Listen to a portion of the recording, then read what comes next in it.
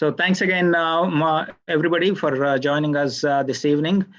This is the second class in the series of 10 sessions that we are going to conduct. Last week, we had a very lively session on tax planning with Sanjay, and we were very encouraged with the participation. Today, we have another very exciting session. I have lots of information, and I would try to cover it in about an hour's time, and hopefully we'll have some question answer session based on how we are doing with the time. With that, this is today's session is on financial planning 101. Our motto is simple. We have to do the financial education to secure our future. And with this financial education, the hope is that no family is left behind. Most important disclaimer, this is purely for the educational purposes, and no information mentioned in this should be taken as any suggestion or guideline to do any investments or any of the other financial decisions. Please do talk to your financial advisor or talk to us for a one-on-one consultation or anything. This is purely for the educational purposes. Now, this is me for those of you who are joining for the first time. My name is Azad, Chandrasekhar Azad. I did my MBA from Hyderabad, India, and I did double major in computers. I'm a fellow of Insurance Institute of India, and I have extensive experience in insurance IT field. For the last few years, I'm a full-timer with real estate and financial services provider. I live in San Ramon. With that, we come to today's session. Now, the mission for all of us is financial education for all. The slogan, as I mentioned earlier, is leave no family behind financially. Now look around. Those of you who are doing well in IT field, thanks to the stock market doing very well, but most of the people are losing jobs. Macroeconomic indicators are bad. So people are accumulating too much of liabilities and too much of debt. And added to that, the families are underprotected in terms of life or long-term care or any number of other criteria. Now, one of the challenges that all of us are facing is we are changing jobs too frequently, and thereby the opportunity to build a solid financial foundation and future and building wealth is missing. Moreover, when you are changing too many jobs, you are not contributing consistently to your retirement accounts, and that is also adding to the problem. In addition, we are living longer and longer. So as we live longer, there comes a challenge how we are going to finance our long retirement life.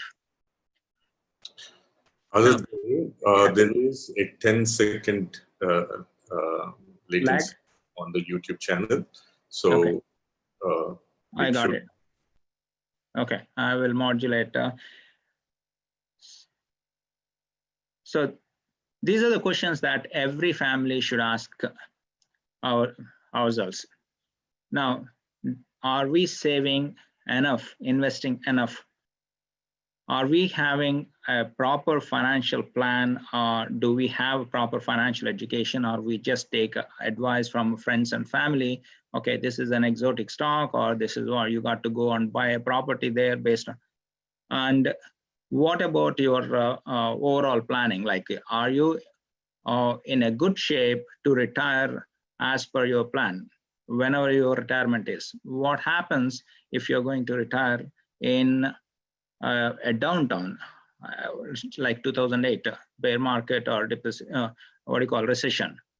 And what kind of taxation you are going to, tax implications are you going to have? These are the different topics, different what do you call issues that we all have to face. These questions we need to ask. Now, here is what it is. Do your financial health check at least once a year.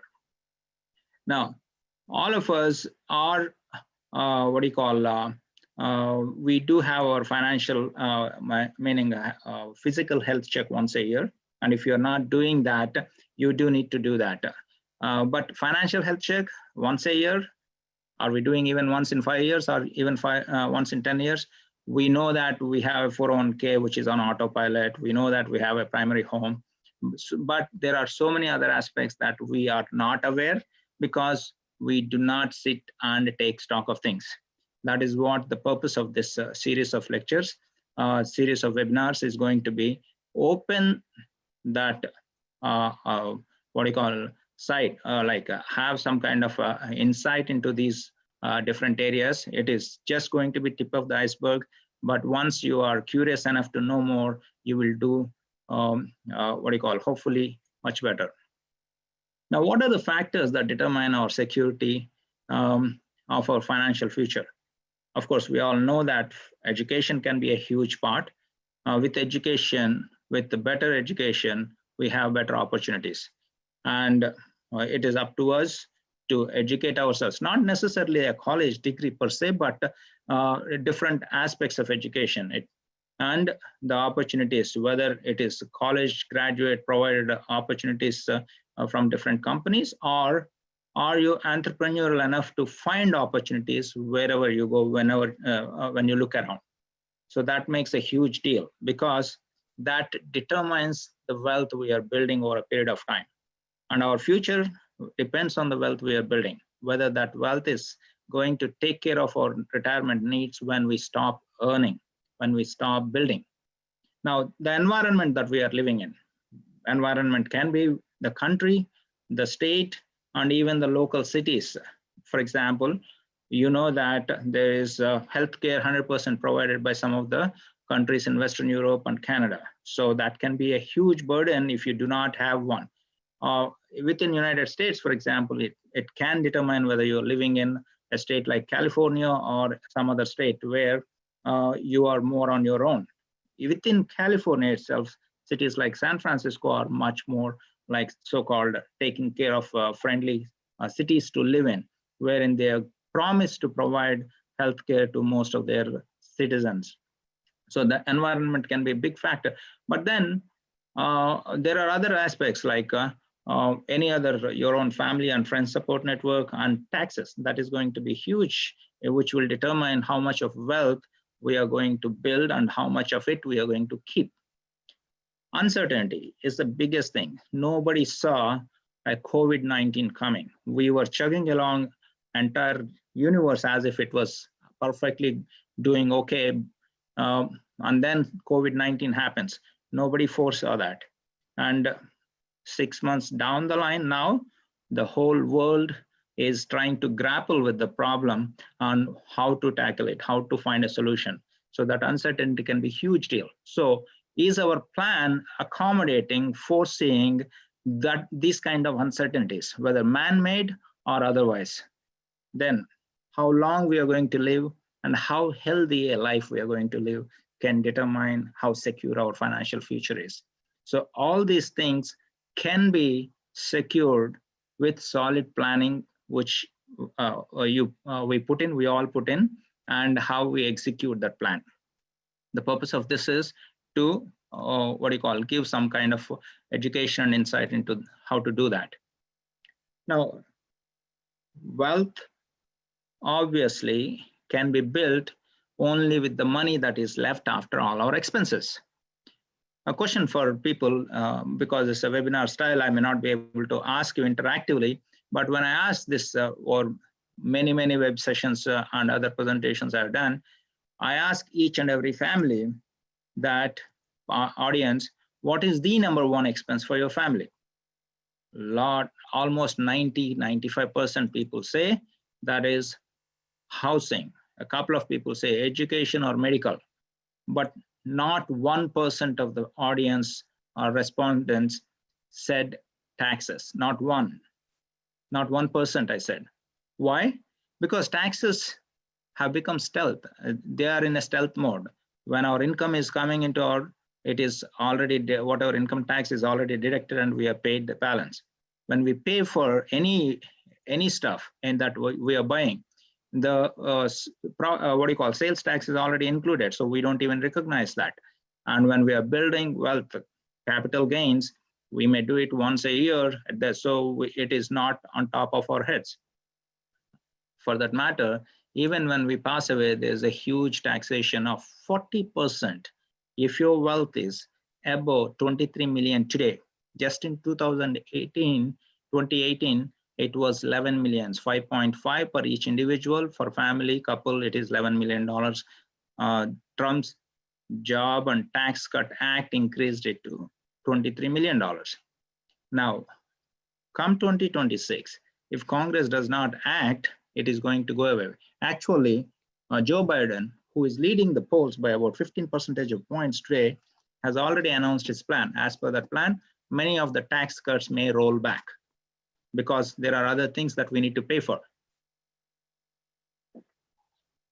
Why is this important for us, all of us? Okay, that's fine. That is some external, okay, whatever they're doing. Because the wealth I'm building is dependent on the amount of money I save. The amount of money I save is dependent on all my expenses. Major chunk of it is taxes. So we got to plan for, am I advocating not paying taxes? No way. Taxes are must necessary for anything, you name it. Civilized society, the roads, infrastructure, you name it. But then I want to pay my fair share, not because I lack education, I pay too much of it. That's all the message is. Now, where are these taxes going? Again, one more question when I ask the audience or the participants, do you know what was the maximum tax rate in the history of United States? Most people go around 45, 50. So that shows that we don't remember or we are not aware of it. Look at this. Back in 1945, when we were coming out of Second World War and the Great Recession, the federal tax income tax rate was as high as 94%. Why? Because we are coming out of Great Depression and all those expenses related to the Great War. So the lawmakers had courage or no, obviously nowhere to go other than keep the taxes so high. But anyway, those tax rate was for people earning about 200,000. That is equivalent to, in today's money, about $20 million. Even assuming $20 million is a big money today, but even then, that's a huge deal, about 94%. But look at this gray mountain. That is the obligations of the government. That is how much money that needs to be needed for defense, Medicare, Social Security, you name it. The question is, in the last 3 decades, there is an inverse correlation happening. The need for money is going up, but the taxes, the internal debt obligations of the federal government, but whereas the tax rate, with the money that is coming in, is going down, meaning tax rate. Now, in the last just 12 years, look at this.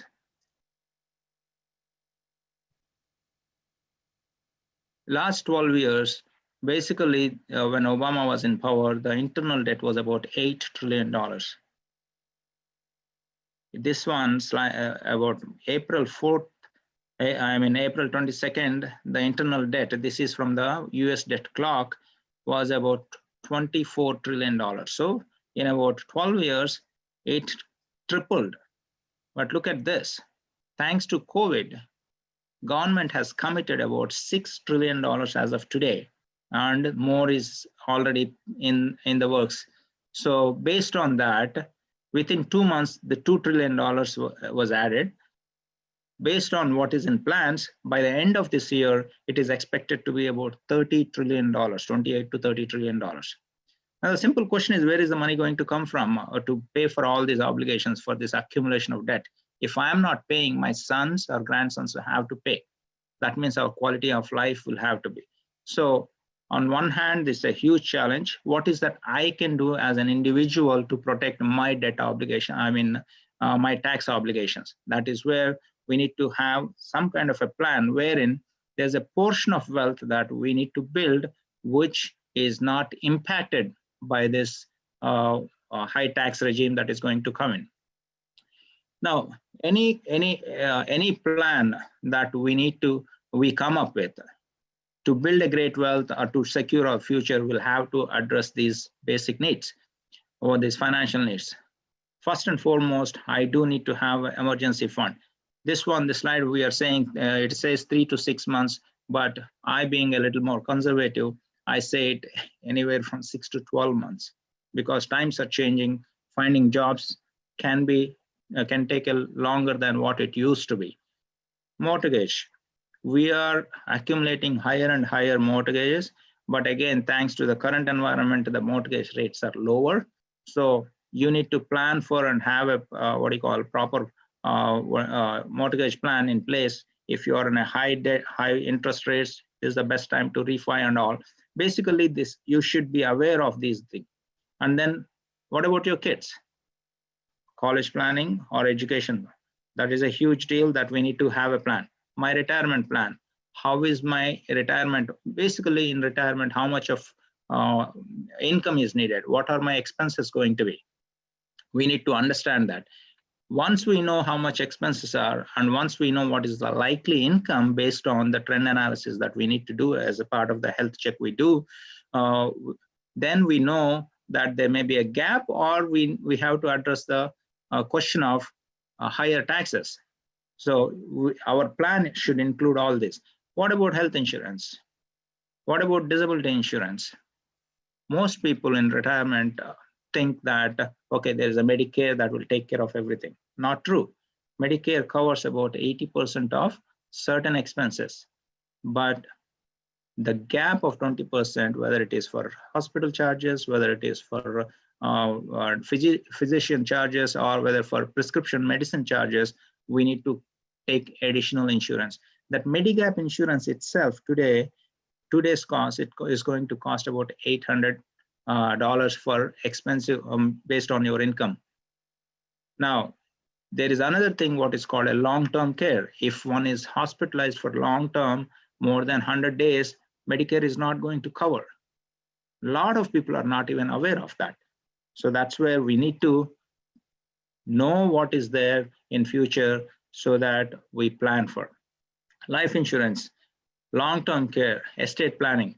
These are the different areas that your financial plan should cover. Now, life is all about managing risk. This one, we call it X curve or wealth curve. What do you mean by wealth curve and managing the risk? Normally, the concept is from young, when we are out of the college, when we are fresh, new employees or newly married couples, to by the time we are old, we are building wealth. Normally, that's the case. But during our lifetime, there are different risks that are coming with life. Say, for example, when you buy a new home, brand new home, it has a risk, financial risk, whether a fire insurance, a danger, or something else. So the fire insurance, lender is insisting on an insurance coverage. So we are aware. When we buy a car, we know that it costs money. So we automatically take a car insurance. Government also insists that there is a liability that you need to protect, because somebody hit by you should not be out of luck because you do not have an insurance or you do not have enough money to pay for that. So we are forced to cover that risk. And similarly, your medical coverage. Most of us are aware. So we do take medical insurance, or the employer provides it. So when we are young, we are aware of this, some of these risks. As we grow in life, our kids are out of the books, and then you may pay off all your debts and liabilities, and you are accumulating some wealth. But we are not able to see into the future that there are some risks that are coming up. What are they? Your health is a huge deal. And taxes, if you build good amount of wealth, you will have to account for, based on what a couple of slides back I showed, there is a huge tax liability that is in store. So how are you going to manage those risks? So we need to plan for them now, otherwise it will be too late. Now, this is what a general stats of households of United States. We are talking about financial wealth, securing our future and all. We know where we are in this spectrum. So what is our plan to move to the next level? Do we have a plan? So with education, that is what it is. A few basic concepts in order to build wealth and secure our future. This is called a rule of 72. This is nothing but a quick way of knowing how long it will take for us, for our money to double. Basically, you divide 72 with the rate of return you get will give the number of years the money takes to double. Now, how much of money, what is the rate of return I'm getting in a checking account? Almost zero. Maybe savings account, 1%. So at 10,000 in, saved in a checking or savings account, 1% will take 72 years to double. Whereas if I go the route of maybe some kind of a whole life policy or some CDs, nobody is giving 4%. But if you're able to get that, it takes about 18 years. So that takes about from 10,000 invested at 29 will become 40,000 by the age 65. You are able to make a little better, about 12%. The same 10,000 can become 640,000. It is not that I'm showing some numbers, just okay, some big numbers. The concept here is very simple.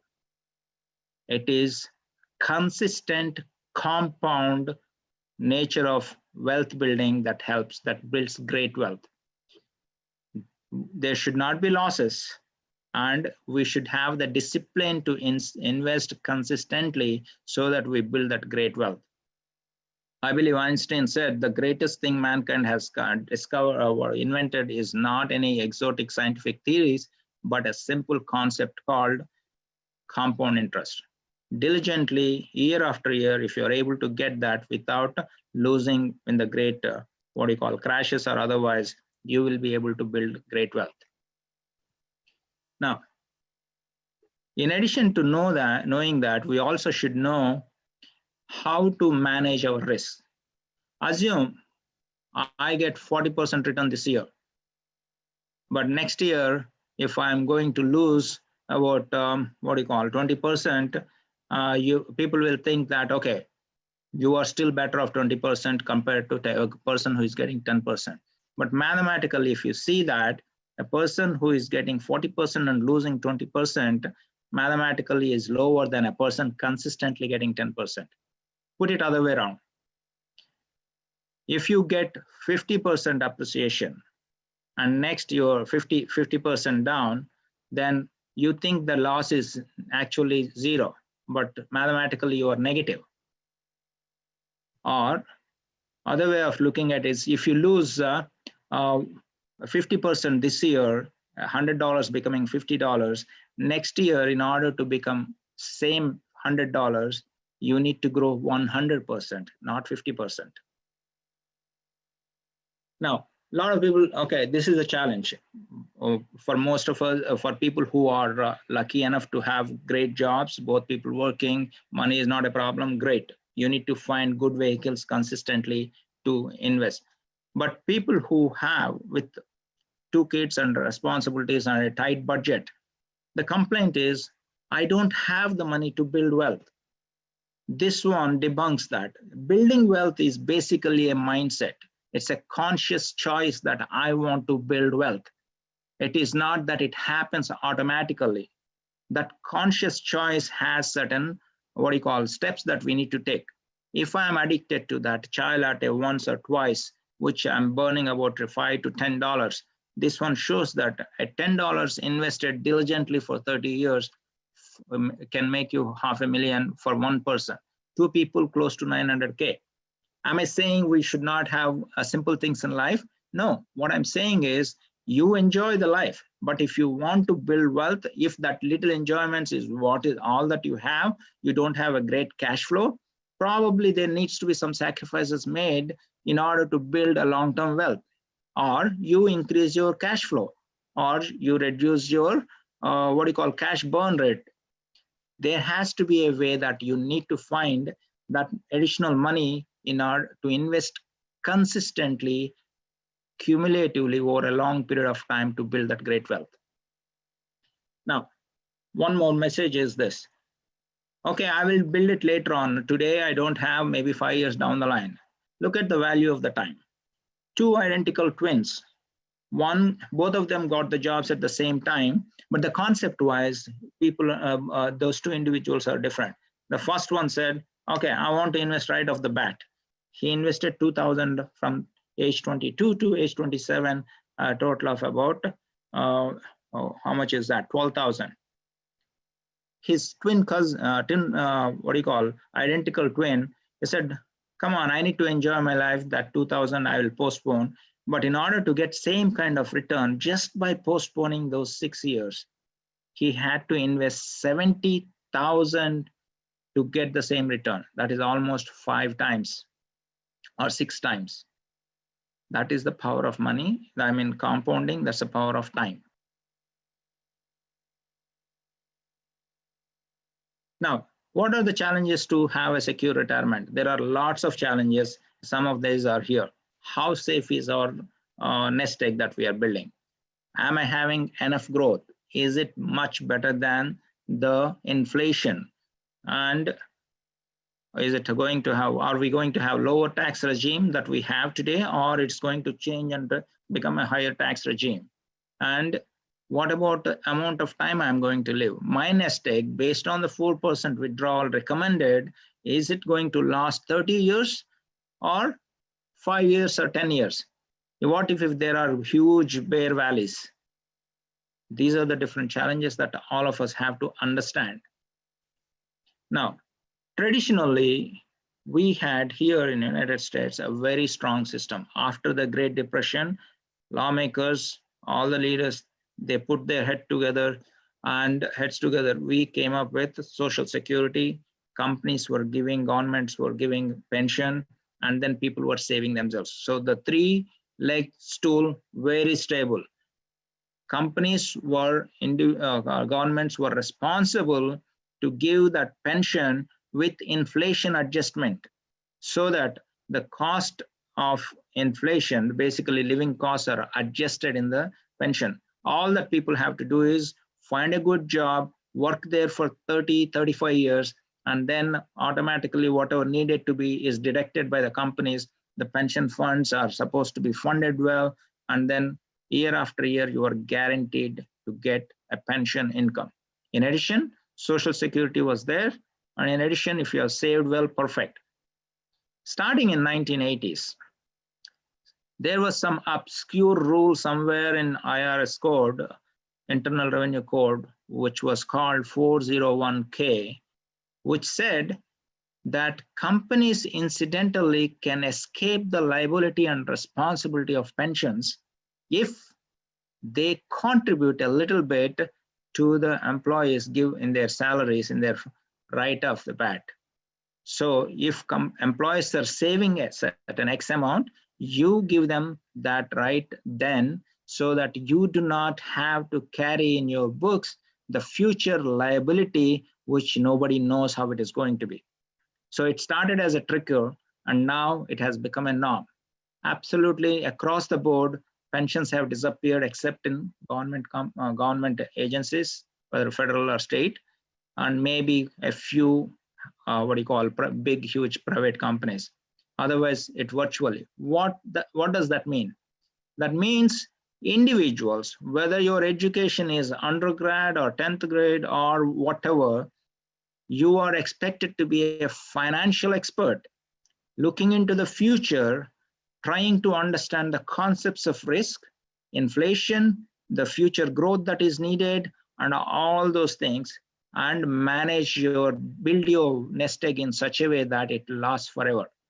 That is a huge challenge. And Social Security itself, thanks to the long life that we are living, is in danger. In 1930s, when Social Security was instituted, average lifespan was 67. So they said 62, you are eligible.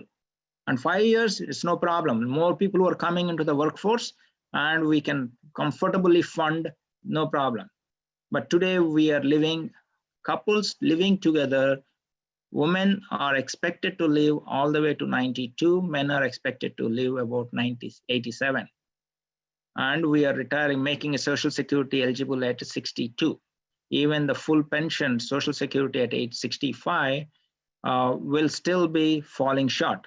And less number of people are coming into workforce, more are retiring. As a result, based on the Social Security Trust Fund, is expected to exhaust, meaning money should come in order to pay, and they will be able to pay only about 70% of guaranteed benefits. if nothing is changed, meaning retirement stays, age stays same, and the amount of contribution or high percentage wise, there are no new payroll taxes and all. Added to that, look at the COVID situation. Companies were given a holiday on payroll taxes. So where is the money going to come from? So those are the challenges right now we are faced with. So it is absolutely a must that all of us educate ourselves, not just ourselves, but our kids and people around us, friends, family, everywhere. There should be a healthy discussion about what is our plan going to be and whether I have enough income in my retirement to take care of all my needs. Did I cover all my bases, whether foreseen or unforeseen? Now, as part of that planning is the financial foundation. Now, a lot of people jump right off. What is a finance? Stocks. Stocks is the most riskiest. And does it mean I'm saying no to it? No, the great wealth building can happen there. But what happens if I don't protect myself? I do all these, build these castles and big plans, and tomorrow I'm hit by a bus and gone. All those plans are gone. So first and foremost, ensure that there is enough protection for the family, whether we are here today or not. Simple. And it is not just today, but into the future long-term care. Because when in future, when that need comes, insurance companies or no entity is going to cover, because it is already, what is insurance? It is about managing the unpredictable, a risk. It is not a certainty. So once it is a certainty, then there is no, you will have to essentially pay for it. Then emergency fund, we need to take care of that. We already talked about at least about 6 to 12 months. Then safety investments. Think about all those things, your house and your guaranteed returns and your tax exempt, some of these vehicles, which if you're not, we will see a peak of it a little bit. So we need to build this income, which is a little more safer in the sense. Then go and build great wealth in market portfolios. Again, we need to understand what kind of risk we are taking there also. Is it that we are going to just go ahead and buy whatever we hear, the exotic stocks? Today they are high flying. People tend to forget .com was not all that back. It was just about 20 years back. Some of those companies were flying at $300, $400. They just evaporated into thin air. Today, we have this lot of technology companies flying very high compared to the .com. These are having solid revenues and returns. But again, the basic evaluation models have gone out of the window. We are talking in terms of multiples of 300, 400, or even much higher than that. So tomorrow when there's a correction, and as an individual investor, if you are going to be panicked, then your wealth can be quickly like gambled away. 100,000, there's a correction, 50,000, 25,000, and then we panic and sell it, and then just only to see that it comes back, whatever. Bottom line, there needs to be a proper planning and a stable, head, and we need to, engage in those with the money that we can afford. There should be solid investments, which is going on a date continuously month after month. And there can be some part of it which you can engage in the a higher risk portfolios. Now, a few words about the importance of life insurance per se. Why is it important, and how much do we need? Life insurance can help protect our loved ones, which we already talked about it. And it depends on what kind of money I bring into the table, because that is what is determining the lifestyle my family is having today. And that's what will ensure future lifestyle if I continue to bring that money. So if I'm gone, we need to calculate what is that I otherwise would have brought in. Normally, suggestion is about, if you are anywhere under 40, 45, about 15 times of your annual revenue or your wages can be a broad indicator of some basic protection. If you're above 50, 55, about 10 times. But then we need to add to that your other liabilities. What are they? your house mortgage, and your kids' college education, and any other loans and other debts you may have. And the combine all these will determine what kind of protection you need. Lot of our people, when I'm sitting there and doing this financial planning, we are absolutely ignoring the importance of this. Even people who make huge ton of money, we do not hesitate to pay $3,000 to a car insurance, a car which costs about 30 to 40,000, because either you have a teenager or otherwise two people or a couple of tickets, because you're forced to, you are aware of it. But the same individual in 30s is not paying attention, not covering himself. $1 million may cost about 800 to 700 to 800 or 1200. Why? We think that either ignorance or we think that nothing will happen, like a confidence, unless somebody points out, okay, look at this GoFund message in WhatsApp.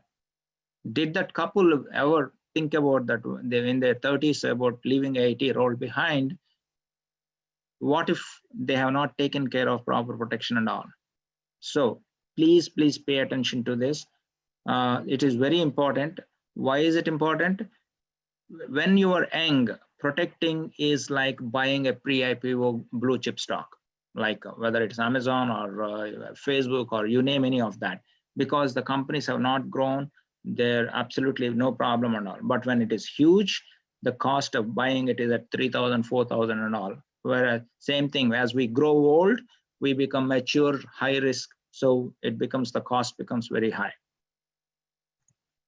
Now, this one impact, I talked about it previously, the impact of losses and all. When you are building wealth, we should be aware the impact of losses on our portfolio. If there is a 50% loss, you need 100% gain to just break even. Not same 50% gain will only put you only 3/4 of the way. And one more thing we already saw in the example of the twins is cost of waiting. One identical twin waited for 6 years. He had to invest 6 times more to get the same result. Put it in a different way. Here is an example. For example, we want to build $1 million worth. When we have 40 years to build that wealth, I need to, contribute only $655 per month to build $1 million nest egg. At what is the assumption? Here is just a 5% assumption. We're taking a very, very conservative example without any risk, right? 5% over the period of that time. Now, if I have 30 years, my 650 become, I need to double that, 1,200. If I'm another 10 years, I need to double again to invest about 2,400 to build the same amount of $1 million at 5%. Now look at it. If I have only 5 years, I need to invest $14,700 per month to build that $1 million nest egg.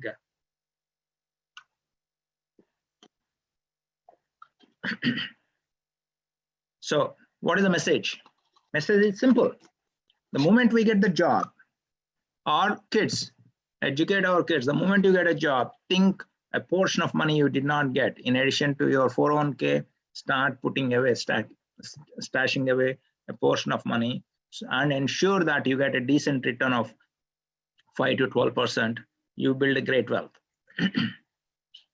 Now, when we are talking about building wealth, one thing we need to understand is where is that money and what is the impact of market performance. I'm a 20-year-old. I have no problem whether market is up or down over a period of time. I consistently invest, no problem. So what it says is here, the long-term accumulation phase is not affected by investing sequence of the returns. When I'm investing, whether I'm bear market or bull market, no problem, because I have a long term, we end up at the same time because the cycles are similar over a period of 40, 50 years. However, when I retire, the sequence of withdrawals has a huge impact on my nest egg. Look at these two examples. one person retiring in a bull market, another person retiring in a bear market. Both of them are taking 5% withdrawals from their account. All right. When you retire in a bull market, the account 401k or your nest egg lasts long time, 30, 35 years. But in the bear market like 2008 to 2012, basically market was absolutely didn't go anywhere, all the way down. It only started going up after 2014 or so, right? Then the money, money that is withdrawn is gone. Once the money is gone out, when the market bounces back, that money is not there to grow. So how do I ensure that, because I don't have a control when I'm going to retire. When I'm retiring, I don't know whether COVID is going to hit or some other exotic stuff or some man-made, another CDOs, exotic financial instruments, or God knows what it is. How do I then ensure that my retirement egg lasts forever? Interestingly, there are strategies available. And those strategies will be helpful only when we have knowledge. I pride myself that I take a lot of interest knowledge in the financial markets and investments and all that. But 2 years back, when I came across a strategy, it blew my mind away. Simple strategy. There's nothing great to say until somebody points it out. Only when you know that, oh, it's as simple as that. But in order for that to work, we need to put that plan in in motion quite in advance. Now, we have another 15 minutes or so coming up. So we talked about basically protecting, having the foundation stronger, and understanding the risk, managing the risk, and also knowing when we are going to retire, and the impact of the return on your investments and impact of losses and all. One more thing we need to understand is our nest egg should be, our wealth should be diverse. What is diversification? It is not just between different companies. It is not between different funds. It is multiple things. What is? Different companies, different industries, different regions, and different asset classes. Not necessarily stocks, bonds, or ETFs, not just financial instruments, insurance related, real estate related, and precious metals, you name it. Our wealth should be diverse, so that any one particular asset class, if it is impacted, any one particular region that is impacted, any one particular company that is impacted, will not have an adverse effect on our well-being, financial well-being. So no, don't put all your eggs in one basket. Diversify, diversify, diversify. And also one thing, this is most important.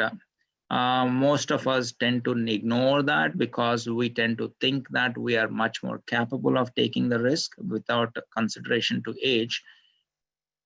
When we are young, as we showed in that graph previously, we have time to bounce back. But when we are nearing the retirement, if you are already in there, you may not have time to recoup your losses if they are all in those exotic instruments or stocks. So financial experts and all the wherever your 401k is there are tools available, whether it's Fidelity or Franklin Templeton or any of those. They do recommend certain kinds of mix with the age. So what is the accumulation phase? What is the transition phase? And then what is the distribution phase? And how do my growth funds to income funds to fixed income annuities or other stuff.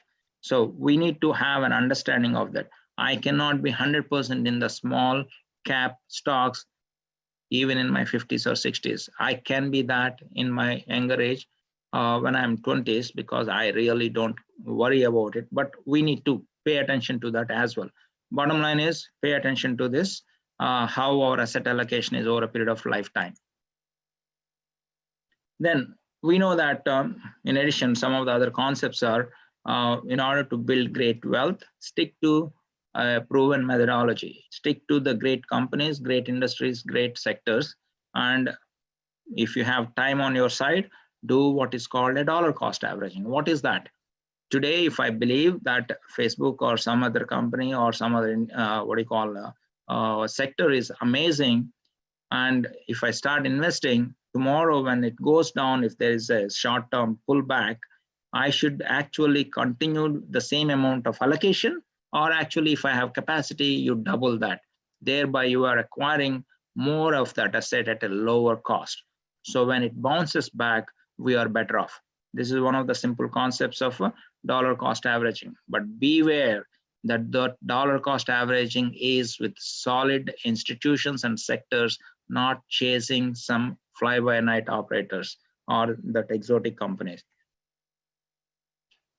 And again, depending on your age, what kind of strategies that you have in place, defense strategies versus offense strategies to build wealth. What are the defense strategies mechanisms? Money market, basically money is in a cash position. I'm almost ready to retire, then I should be ready to have that money, certain amount of money for certain number of years readily available. CDs, nowadays CDs, or maybe what are 2%, 3% is pretty solid, guaranteed by the companies, depending on, again, their rating.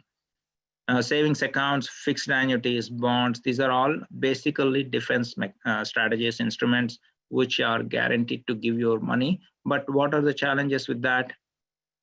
The low risk is the guarantee, that is a pros, and market volatility does not impact any of this. So those are the pros. Cons is very low returns, right?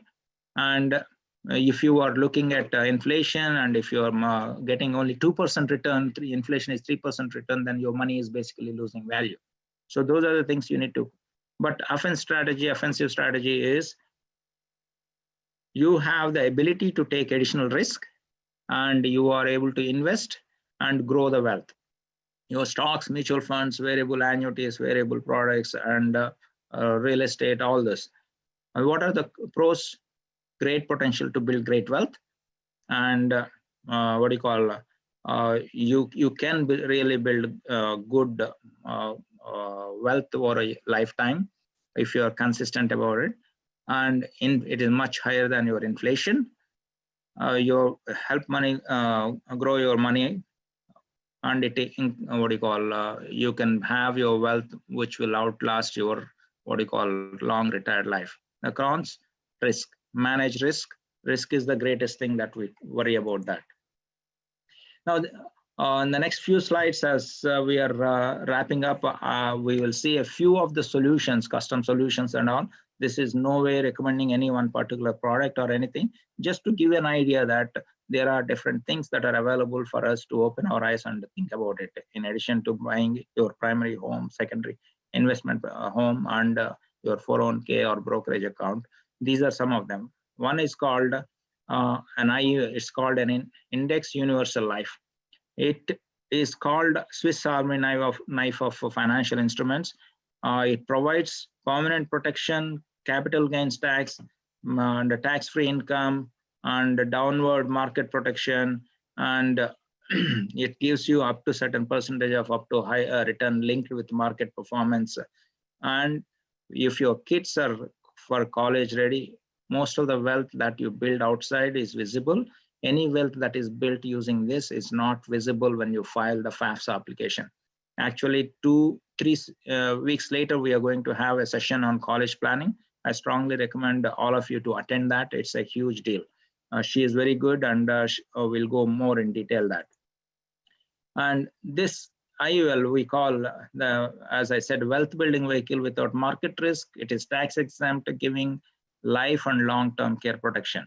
As you can see here, even when the index is down, this one is stable, because they guarantee that when the index is performing negative, they protect your wealth at absolutely not losing a penny.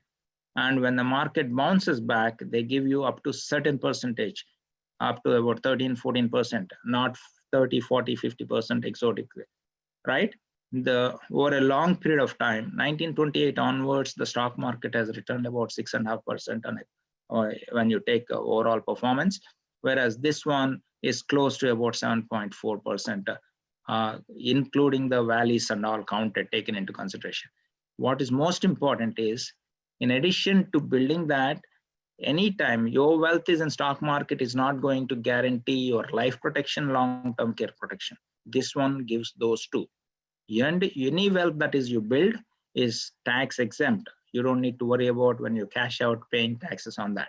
So one of the very powerful tools, especially tailored for wealthy people by the Congress or by the IRS. Definitely one of the tools meant for wealthy people. Examples, some of the same whole life, universal life, variable universal life, index universal life, these features and all we can know more. And continuing on some of the other examples is generating a pension kind of guaranteed in your retirement. Now think about it, pensions have basically disappeared, right? But can I build my own pension? Absolutely. With IUL 1, second guaranteed an annuity part of it. This one is more for the folks who have built certain wealth and they have that money ready, additional money sitting in the checking account, cash accounts and all. They are not ready to take any kind of risk and they're stashing it away as a rainy fund or otherwise. So this is more suitable from that point, essentially because it gives you, you can, tailor it in such a way that you get anywhere from 5, 6, 7%, depending on how you tailor it to how long you are going to keep that fixed amount of fund given to the insurance company. 10 years, 15 years, I am 45, 50, I need my checks, pension check coming only when I am 65 or 70. It's a great way to build. A small, tiny percent we need to, so that it takes care of that, whatever your property taxes or your health check, insurance premiums or your mortgage or your living expenses. If we can ensure that guaranteed, I'm going to need about $2,000. If I can guarantee that $2,000 is covered by Social Security or annuity fixed, then I'm much more comfortable. That is a bulletproof plan, because this one guarantees for a lifetime, just like a Social Security. Now, do not forget, after doing all those building wealth and planning for this, long-term care. Long-term care is one of the deadliest landmines in our planning, in our path to securing our financial future. Why? Almost about 7 out of 10 people are anticipated to require this so-called long-term care. What is long-term care? It's not the just medical care of Medicare providing. Long-term care, as you can see, is needing additional external help in case we are not able to perform any of the 2 daily activities which are listed here: bathing, continence, dressing, eating, toileting, transferring. Any 2, either because of accident, either because of illness, or because of just pure old age. And in addition, cognitive impairment automatically qualifies. That means we are not able to live our life. We need external help. Medicare does not provide the coverage for this. Medicare provides only 100 days. A lot of people, 98% of people are not aware. Medicare covers only 100 days of long-term care. And any other medical coverage also, Medicare is giving only 80%. So this is important. How do we cover? There are pure policies to cover only long-term care. There are policies, IUL is one example where you can add on as a rider, buying that coverage.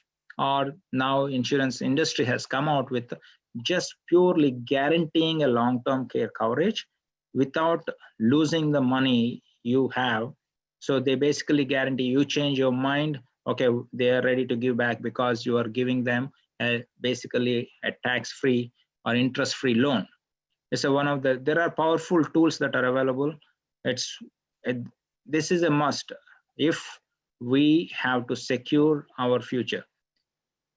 It is estimated that if a person ends up in a long-term care facility, anywhere from 2 to 6 years is the average span they spend.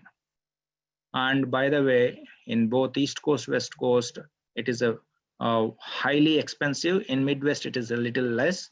But today's cost is about 20 to 25,000 for a full nursing care facility. I'm talking from my personal experience of family, wherein it is growing about 6% cost.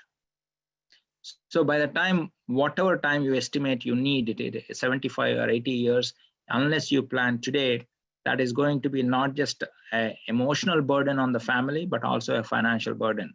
So this is a huge deal that everybody should understand the concept part of it and do the planning before it is too late. Now, with that, we are coming to the end of, so basically what we said is these are the comprehensive planning, financial to recap, and the financial planning should cover these things: cash flow, debt management, emergency fund, proper protection, building wealth, and preserving wealth. And so put it in a different way, these are the different areas that our comprehensive plan should cover. Each one of them, we are going to have different sessions coming up in the next few weeks sequentially. For example, estate planning, very high level view of estate planning is ensuring that your wealth that you build, including how it should be taken care, and yourself, your kids, how they should be taken care should something go wrong. So if there is no trust that is established, and if there is no will which guides that your estate should be, how it should be, managed, then government appointed court, court appointed judge will be managing that. And the kids, then they can be given to a foster care until the court appointed judge decides where they should be. In addition, any money wealth that is built will be transferred to them by the time, the moment they are 18, the adults. So do we think they will be ready by the time they are 18? Or do you want to plan in such a way that they get the control of the estate over a period of time, and they should be taken care by our own family members or friends whom we trust? So that is very important. There's a huge concept, total 1 hour session on that. We'll talk about it in detail. Life assets, how do we protect the various, we already saw a little bit, and there are a few more sessions on that. Again, retirement planning, what kind of growth we need to plan, what are the different strategies in detail. I just touched upon those today. College planning, how do we fund college education is one of the most costliest. Today, we are getting education at absolutely free till about school, right? 10+2. But after that, it has become super expensive for people to afford it. How do we plan it? One of the things we have is FIII. FIII is a great vehicle if we are bringing a lot of wealth into, because there is no way to hide it, and FIII gives a tax exempt growth, perfect. But what if there are other solutions that are available? What strategies should I put in place? When I file FAFSA application, what are the things that we need to talk about it? What is called family contribution to the college funding? Those are the different areas and strategies, and what needs to be looked. We have that session coming up in the next few weeks. If you're already signed up, please make a note to attend without missing. Again, tax, we had a session last week, tax, how to basically a discussion on the taxation. But this entire concept of this wealth building is about taxation as well. Our wealth, if it is being built in the brokerage account or your investment properties which you flip, is in a tax now category. Tax later, your brokerage, your 401k account, and how you are able to postpone IRAs or otherwise is a tax later category. So that government is giving, IRS is giving some kind of cushion now and not charging on your seed money, but they are ready to take the taxes on the harvest. Think about it. If you are making a contribution of 20,000, 19,500, 20,000, you are in the tax bracket today about 18% to 22%, about 20%. So you are getting a 20% of 20,000, about 4,000 benefit. That's it, right? And that is growing for next 30, 35 years. When that grows into that huge harvest or a period of time, when you start withdrawing, you are expected to pay your current taxation on that. A lot of us think that in my retirement, I'm not going to pay taxes. Really? We are wealth builders. So we need to ensure that we need to understand that there is a huge taxation that is coming up. I already showed you how our internal debt ballooned from about $8 trillion just from 2008 to today of $27 trillion is expected to go to $30 trillion. So where is that money going to come? We need to plan for that, right? And by the way, Clinton administration, when Clinton was moving out of the office, he said they were thinking of talking about paying off entire debt. That is in 2000. And today we are at we are talking about $30 trillion. And what do you call debt payment ratio is about hitting about 104% GDP to debt payment ratio. Now, next concept is your how do you build your wealth? What kind of returns you should get? What kind of risk? How do you manage and all? So finally, to sum it up, the great wealth can be built with great planning, securing our financial future. It does not happen automatically. It needs some work and consistent planning, and every year reviewing and ensuring that we cover our bases. And this is a small effort to bring to Samasti and other audience that we are trying to open up a thought process and a dialogue and discussion that there are different aspects that we need to learn, know. So recommendations: have financial education, ensure adequate life protection, and focus on long-term financial goals, not tomorrow's exotic stock. Maintain a well-diversified portfolio. Nibble the quality assets or stocks when they're on sale. Diversify, both sectors, asset classes, and all. Rebalance portfolios. Build wealth using tax-exempt vehicles like IUL and all. Build annuity income, which is guaranteed income for the lifetime. Don't be worried about it only gives me 4% return. You need to allocate certain portion of it because that is guaranteeing you for a lifetime. Yes, you want to build 10 times in the stock market, go and build it. But don't put everything in the risky portfolio. That's what the message is. And then ensure that you have a portion of your wealth built in the real estate as well, right? Now, what are the questions? Find answers to these questions with your personal financial strategies. How do I save for my kids' college education?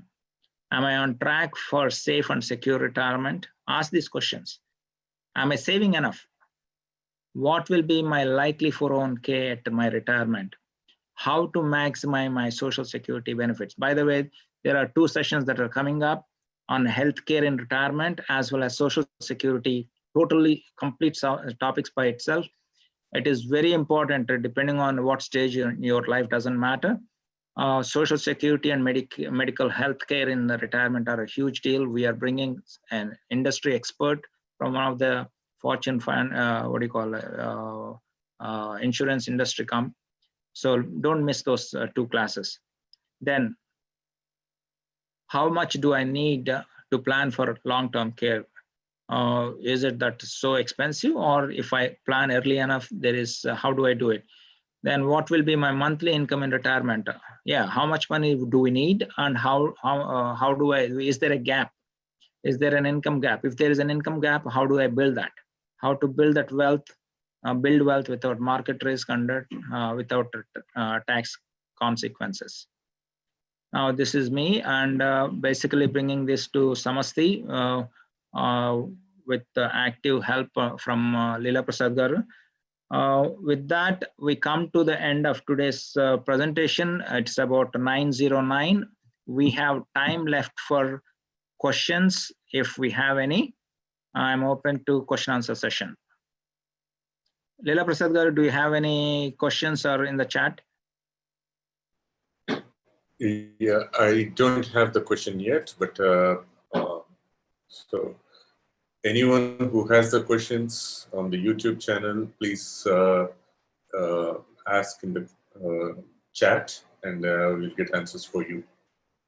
I know I have there's a lot of information that I have covered, essentially from the point of giving information rather than just how do I file my taxes or what it is. So, but still, if you have any specific questions, please post it in the chat. So Azad, can you briefly talk about wills, trusts, and all? Say that again. Can you briefly talk about wills, trusts? Okay.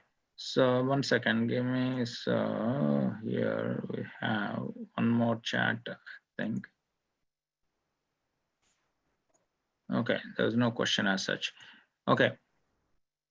Will and trust, basically that is part of the estate planning. And trust is a legal entity which will control your assets, your estate that you are going to build. Will is a legal document in which we will specify how my assets or my estate will be managed. And in case of something going wrong, if I'm not able to take any medical decisions and I'm lying in the bed or people are, so what should happen to them? If most people may recall, Terry, I think Terry Chavo, I think her name, husband thought she, instead of being in the bed as a vegetable forever on a pipe, on a feeding tube, she should be let go. Parents were, on the other hand, were fighting, no, we want to keep her alive. The case has all the way gone to Supreme Court. So those are the medical decisions, advance directives and all. Then comes the question of kids. Should something go wrong, it doesn't matter if you have your brother next door or if your sister living in the next city, unless you specify that who should care for your kids, the government appointed, court appointed judge will be deciding based on the history, profile, and ensuring and asking all ton of it can take forever. So these are the things that we can avoid by having a trust in place and or documenting your will and wishes and what needs to happen. Think about it. If, as I said, the kids, if they're underage kids and all, you don't know whether your long lost cousin is the only one nearby available and what kind of relationship you have, no idea, but the court sees the lineage and all, okay, the cousin is the closest one, that is, so he will be the guardian. Whereas your great family friend whom you trust, maybe living next door, is the right person to take care. So those are the things that we need to put in place. A lot of us, 98% of us, are not doing that. So it is important for us to ensure that we put this on the topic, calendar, and ensure that the trust is established. Trust is not between you and me. It is a legal entity, just like a company corporation. And all the assets are managed by that, whether your real estate or financial assets will be held in the trust. And what needs to happen in case something goes wrong to you, or and how the kids should be taken care of. It's automatically the spouse will be the one who will be taking, getting the control of assets or kids. But if something goes wrong to both the people, that's when it is very, very important.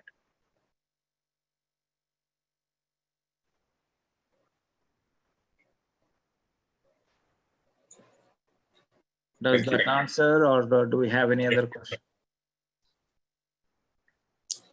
So that's all I have. Okay, I have one question here. How much can we contribute towards 401k? If you are above 50, how much can you contribute? Some employers cover trust participation. It costs nothing for us to prepare trust if we get a correct. So coming to 401k, as you all know, it is very easy. You can Google it, 19,500 if you are under 50. And there's a catch-up contribution that is allowed by the IRS if you are above 50, another 6,500. So that is what you can contribute. And your companies can match based on whatever they're giving, whether 4%, 6%, 7%, dollar for dollar, or 50 cents, that is an additional. If you do not contribute, a lot of companies have restrictions, they don't match it. So ensure that that free money is taken care of. And if you're able to contribute additional. And if your company offers, like I know for some companies like Franklin Templeton and a few others, they offer Roth 401k. If your financial situation helps you and you can take Roth 401k, I do recommend doing that. Why? You don't get the tax benefit now, but your money grows forever without any tax implication. Coming to, okay, what is catch-up and contribution? That is basically giving you a chance to contribute more if you're above 50 years. Coming to what do you call trust participation. A lot of good companies are providing what is called a legal services. You contribute per pay cycle anywhere from $5 to $10. And those are legal services. If you get into any legal issues and all are taken covered by that. And the trust service fees is covered to an extent. They don't give everything. If you go to some of the good people, they charge about 2,000, 3,000. It basically your benefit may limit some amount, but it's good to have. And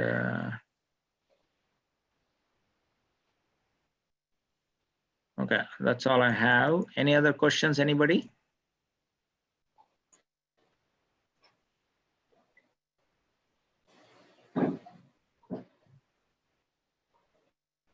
Okay, I'll give 1 more minute for anyone to ask any questions. Otherwise, you'll be getting back your 14 minutes of Thursday night time. And also, please feel free, and actually, we do encourage you to drop a line or come. I'll send some feedback if you are having any specific topics in mind that you want to learn more about it, or you want to learn in depth about this. Please do get in touch with me or Leela Prasad Garu. This is my contact information.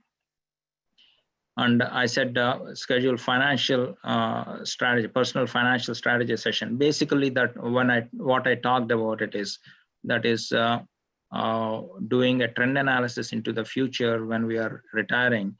What kind of gaps are there, and what are the areas that we need to cover? And if there is a gap, how do we protect? And if there is no gap, what is the potential of tax issues and all? How do we protect? So all that is no obligations whatsoever. Not. It is essentially a free consultation for people attending this seminars.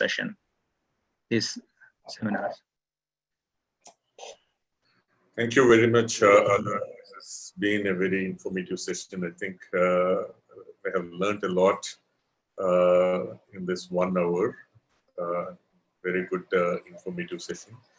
And hopefully we'll be having much more good sessions coming forward. And yes. Okay. So thank you very much once again from on behalf of Samasti. And we will talk. Thank you, Leela Prasad Garu. Thank you. This is Samasti. And the next class is going to be estate planning.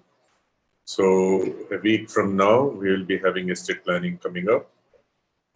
Again, Azad Aramandla would be presenting upon the estate planning.